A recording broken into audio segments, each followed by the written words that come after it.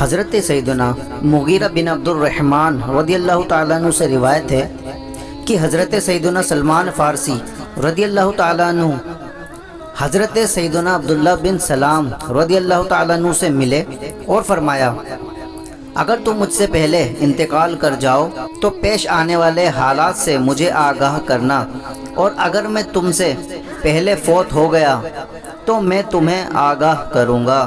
چنانچہ حضرت سیدنا سلمان فارسی رضی اللہ تعالیٰ عنہ کا انتقال پہلے ہو گیا تو حضرت سیدنا عبداللہ بن سلام رضی اللہ تعالیٰ عنہ نے انہیں خواب میں دیکھ کر پوچھا، اے ابو عبداللہ کیسے ہیں؟ جواب دیا، خیریت سے ہوں۔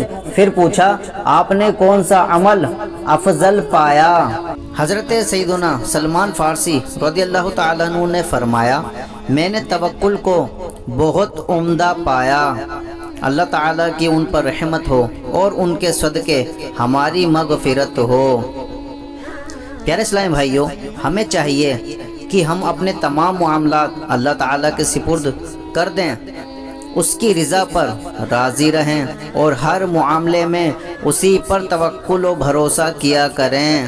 پیارے اسلامی بھائیوں، توکل کی ایک تعریف یہ بھی ہے کہ صرف اللہ تعالیٰ کی عنایت پر بھروسہ کریں اور جو کچھ لوگوں کے پاس ہے اس سے مایوس ہو جائیں۔